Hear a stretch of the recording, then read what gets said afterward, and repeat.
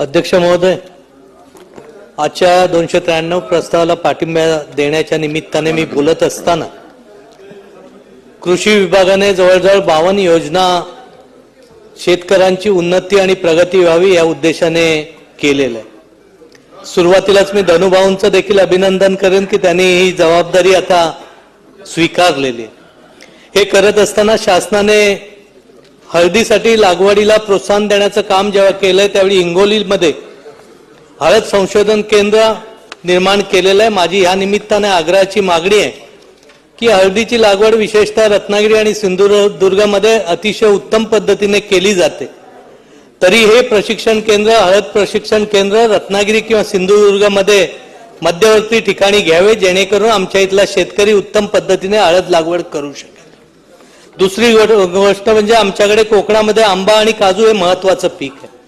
आंब्याबाबत सांगायचं झालं तर कोकणाला विशेषतः नैसर्गिक आपत्तीचा एक प्रकारे खूप आपत्ती येत आहेत। या सगळ्या आपत्तींना तोंड देत आमचा कोकणातला शेतकरी अतिशय प्रामाणिकपणे कर्ज हप्ते सगळं भरतोय, परंतु आता त्याचाही कुठेतरी अंत होतोय। त्यामुळे या निमित्ताने मी आग्रहाची मागणी करेन की ज्या आंबा आणि काजू पिकासाठी जे बँकांनी कर्ज दिलंय त्यांचं पुनर्गठन उत्तम पद्धतीने व्हावं आणि त्याच्यावरचं व्याज माफ करण्याचं धोरण या शासनाने घ्यावं। त्याचबरोबर ज्या आमच्या आंब्याची विक्री होत असताना वेगवेगळे आंबे बाहेरून येतात आणि त्यांना देखील हापूस म्हणून विकलं जातं, तर त्याच्यावर देखील कठोर कारवाई करावी। आज काही जुना बागा ज्यावेळी रोजगार हमी आदरणीय पवार साहेबांनी स्कीम आणली त्याच्यानंतर लागवडी झाल्या, त्या जुना बागा मोठ्या झालेल्या आहेत। त्या बागांचं देखील पुनर्जीवन करण्यासाठी कोकण कृषी विद्यापीठाने जे धोरण आखले त्या पद्धतीने त्याला शासकीय प्रोत्साहन देण्याचं काम करावं, जेणेकरून त्या बागा उत्तम पद्धतीने पुन्हा लागतील। त्याचबरोबरीने इस्रायलमध्ये ज्या पद्धतीने हाय डेन्सिटी प्लांटेशनचा कन्सेप्ट राबवला जातो त्या पद्धतीचा देखील कोकणात देखील प्रायोगिक तत्वावर हे प्रयोग केले जावेत आणि त्याला उत्तम काम करता येईल। काजू पिकाबद्दल बोलायचं झालं तर मी फार मोठं बोलत नाही की ज्या ज्या मागण्या आमच्या आहेत त्या मागण्यांच्या अनुषंगाने फक्त मी एवढंच सांगेन की 16/2/2023 ला शासनाने जो हा GR काढलेला आहे, ज्यामध्ये केसरकर समितींच्या अहवालाचा विचार करून जवळजवळ 50 ते 52 शिफारशीची मान्यता देऊन शासनाने GR केलेला आणि तो ह्या सरकारने केलेला GR आहे। तर ह्या GR ची इम्प्लिमेंटेशन जर आमचं चांगल्या पद्धतीने झालं तर काजू मधले सर्व आमच्या ज्या काही अडीअडचणी आहेत त्या तातडीने निघू शकतील। आज कोकणामध्ये लँडस्लायडिंग सारख्या बऱ्याचशा घटना घडतात, जी आपण सकाळी त्याचा विचार केला तर या डोंगरावर जर बांबू लागवडीला प्रोत्साहन दिलं आणि बांबू लागवड जर उत्तम पद्धतीने आपण करू शकलो तर ह्या स्लायडिंग जमिनी खाली येण्याचं प्रमाण देखील फार मोठ्या प्रमाणात कमी होऊ शकतं। काजू बी साठी ज्या पद्धतीने गोवा सरकारने 150 रुपयाचा हमीभाव दिलाय, त्याच पद्धतीने आपल्याही सरकारने या पद्धतीचं काजू पिकाचं मूल्यवर्धन कशा पद्धतीने होईल ह्याचा विचार करणं खूप गरजेचं आहे। काजूमध्ये अनेक जाती आहेत, त्यामध्ये प्राधान्याने कोकण कृषी विद्यापीठाने जी सुधारित 9 जात काजूची काढले त्या जातीचा देखील प्रसार आणि प्रचार होणं खूप गरजेचं आहे। आंबा काजू पिकाबरोबर फणस देखील आम्हाला कोकणाला वरदान आहे, परंतु फणसामध्ये देखील खूप चांगलं काम होणं गरजेचं आहे, कारण ते दुर्लक्षित फळपीक झालेलं आहे। आणि म्हणून जॅकफ्रूट मिशन ज्या पद्धतीने आपण राबवलं जातं विशेषतः केरळ आणि ह्या राज्यामध्ये, त्या पद्धतीने आमच्या इथेही जॅकफ्रूट मिशनला चालना देण्याचं काम शासनाच्या माध्यमातून व्हावं। माझा एक दिवस माझ्या बळीराजासाठी शासनाची अत्यंत उपयुक्त योजना आहे। यामध्ये तालुक्यातील 300 प्रगतशील शेतकरी निवडावेत, तालुक्याच्या कृषी पदवीधरांना देखील यामध्ये समाविष्ट करावे आणि दरवेळी त्याच्या बैठका घ्याव्यात आणि ह्याचा पदसिद्ध अध्यक्ष आमदार म्हणून जर असेल तर ह्या योजना लोकांपर्यंत पोहोचवण्याचं काम त्याच्या माध्यमातून होऊ शकेल। दुसरी जी आपण शेती अवजारासाठी MBTD मार्फत लॉटरी काढली जाते, परंतु एप्रिल 23 पासून ही लॉटरी काढल्या नसल्यामुळे अनेक शेतकऱ्यांनी दागदागिने ठेवून काही या अवजारे खरेदी केलेली आहेत।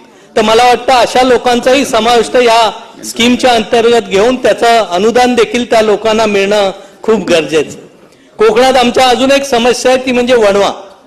आमच्याकडे कोणी कसाही वणवा पेटवला जातो आणि मग बागा ज्या जीवापाड बागा जपलेल्या आहेत त्या कुठं ना कुठं नष्ट होतात आणि यांचे पंचनामे देखील केले जात नाही किंवा त्यांचा नुकसान भरपाईमध्ये कुठच्याही पद्धतीने विचार केला जात नाही. तर माझी अशी आग्रहाची विनंती आहे की याचे पंचनामे होऊन या शेतकऱ्यांना वणव्याच्या माध्यमातून होणाऱ्या नुकसानाला मदत मिळावी. ज्यांना महात्मा गांधी राष्ट्रीय ग्रामीण रोजगार योजनेमार्फत लाभ देता येत नाही त्यांच्यासाठी या शासनाने भाऊसाहेब फुंडकर फळबाग योजना सुरू केली. तथापि या योजनेमध्ये कोकणातील सुपारी या पिकाचा समाविष्ट केला नाही. तर ह्या सुपारी पीक देखील आमच्यासाठी कोकणासाठी खूप उपयुक्त पीक आहे. तर ह्या योजनेमध्ये सुपारीचा अंतर्भाव करावा. मागेल त्या शेततळे या योजनेच्या काही अटी आहेत त्या शिथिल करून मिळाव्या आणि काजू पिकासाठी जलकुंडासारखा एक चांगला विचार घेऊन जलकुंड निर्मितीचं काम आपल्या माध्यमातून हवं. कोकणामध्ये सगळा भाग डोंगरी आहे. या डोंगरी भागामध्ये ड्रीप इरिगेशन किंवा सूक्ष्म इरिगेशन करत असताना जे आपण प्लास्टिक आपल्या याचे पाईप वापरतो त्याच्याऐवजी एचडीपी पाईप वापरले तर खूप चांगला उपयोग होऊ शकतो आणि यामध्ये निकष बदलून 80% अनुदान देण्याचं धोरण स्वीकारावं. साहेब कोकणातून एकटाच बोलतोय, बाकी कोण नाही बोललाय. जलयुक्त शिवार सारखा अतिशय महत्वाकांक्षी प्रकल्प आदरणीय फडणवीस साहेबांनी घेतलेला होता. त्यानंतरच्या काळात जरी तो बंद झाला असला तरी मी ह्यामध्ये खूप काम केलंय. माझं ऍग्रिकल्चर कॉलेज आहे, मी स्वतः पोस्ट ग्रॅज्युएट केलेलं आहे. सिरीज ऑफ बंधाऱ्याचा कन्सेप्ट जर आपण त्या प्रक्षेत्रावर केला आणि मी जवळजवळ 9 बंधारे या पद्धतीने बांधले ज्या बंधाऱ्यामुळे जवळपासची गावं पण पाण्यात झाले, चांगली पाणी मिळालंय आणि उत्तम पद्धतीने त्या तिथल्या परिसरामध्ये शेती देखील करता आलेली आहे. त्यामध्ये त्याचाही विचार करावा. आमच्याकडे जलसंधारणाचं काम होणं खूप महत्वाचं. आम्हाला मोठ्या धरणाची काही गरज नाही. ते छोटे छोटे जलसंधारणाचं काम ज्यावेळी बाळासाहेब थोरात साहेब ज्यावेळी जलसंधारण मंत्री होते त्यावेळी जे कोकणात काम झालं त्यानंतर फारसं काम जलसंधारणमध्ये झालेलं नाही. माझी या निमित्ताने अपेक्षा आहे की हे छोटे छोटे बंधारे बांधण्याचं काम जलसंधारणाच्या माध्यमातून आपण घ्यावं. पण त्यामध्ये अडचण एकच आहे, त्यामध्ये मापदंड जे आहेत ते मापदंड खूप अडचणीचे होतात. ते सुधारित मापदंडाचा जर विचार केला तर या मापदंडामुळे आमच्याकडे कोकण सुजलम सुफलम होण्याची शक्यता आहे. त्यामुळे अनेक मापदंड आहेत, मी त्या मापदंडाचा फारसा उल्लेख करत नाही. हे सगळं करत असताना आमच्याकडची जी धरणं विशेषतः तीव्र धरण फुटलंय त्याच्या दुरुस्तीचं काम नाही. विशेषतः राजेवाडीचं धरण आहे, उमऱ्याचं धरण आहे. ही सगळी धरणं दुरुस्तीच्या नावाखाली गेले 3 वर्ष बंद आहे आणि मग दुरुस्ती नसल्यामुळे खालच्या सगळ्या गावांना पाण्या टंचाईचा खूप मोठा त्रास सहन करावा लागतो. तर माझी ह्या निमित्ताने विनंती आहे की नवीन जलसंधारणाची कामं घेताना ही जुने बंधारे देखील आमचे दुरुस्त करून मिळावे. गोपीनाथ मुंडे शेतकरी अपघात साहेब 2च मिनिटं फक्त. गोपीनाथ मुंडे शेतकरी अपघात योजनेमध्ये आपण 1 लाखावरनं 2 लाख केले, त्याबद्दल मी या सरकारचं अभिनंदन करत असताना आपण एखादी नैसर्गिक आपत्तीमध्ये एखादा माणूस गेला तर त्याला 4 किंवा 5 लाख रुपये देतो. ते 2 लाखाचे देखील 4 लाख जर मिळाले तर खूप चांगलं होईल. मी स्वतः महाराष्ट्रामध्ये 4 कृषी विद्यापीठ असून यापैकी बाळासाहेब सावंत कोकण कृषी विद्यापीठ हे आमच्या कोकणातलं विद्यापीठ. या विद्यापीठामध्ये पोस्ट ग्रॅज्युएशनचे कोर्स चालू करण्याबाबत धनुभाऊंनी प्रयत्न करावेत हा या निमित्ताने माझा आग्रह आहे. डॉक्टर बाळासाहेब सावंत कोकण कृषी विद्यापीठाबद्दल बोलत असताना आदरणीय अजितदादांनी 50 कोटी रुपये त्यावेळी त्यांना प्रोत्साहनपर अनुदान मंजूर केलं होतं. परंतु त्यापैकी 25 कोटी देण्याचं मान्य केलं, परंतु संध्याकाळी ट्रेझरी बंद झाल्यामुळे ते 25 कोटी परत आले. तर माझी या निमित्ताने आग्रहाची विनंती आहे की हे 25 कोटीही द्यावेत आणि अजितदादा आणि फडणवीस साहेब दोघेही उपमुख्यमंत्री अर्थमंत्री देखील होते, त्यामुळे दोघांचे मिळून ऍडिशनल 50 कोटीचा निधी आमच्या डॉक्टर बाबासाहेब कोकण कृषी विद्यापीठाला देण्याचा निश्चित करावा. विद्यापीठाची इमारत आम्ही शिकलोय तीच आहे, ती फार गळते, तिचाही विचार करावा. साहेब एक शेवटचा विषय, फक्त शेवटचा, अगदी शेवटचा विषय. आपल्याकडे कोकणामध्ये आमच्याकडेच फक्त रत्नागिरी आणि सिंधुदुर्गामध्ये लाईटची बिलं एजी अदर मध्ये घेतली जायची, ती जवळजवळ 64 बिलं यायची. सुदैवाने मधल्या काळात हा प्रश्न सातत्याने मी असेल नितेशभाई असतील आम्ही सर्वांनी मांडल्यानंतर या शासनाने एजी अदर मधला आमचा क्रायटेरिया काढला.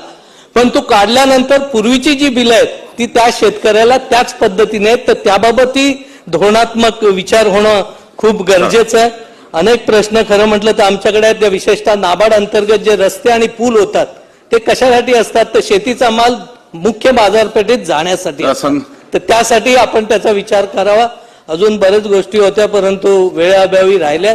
त्या धनुभाऊंकडे सन्माननीय सदस्य श्री रमेश बोरनारे. अध्यक्ष महोदय,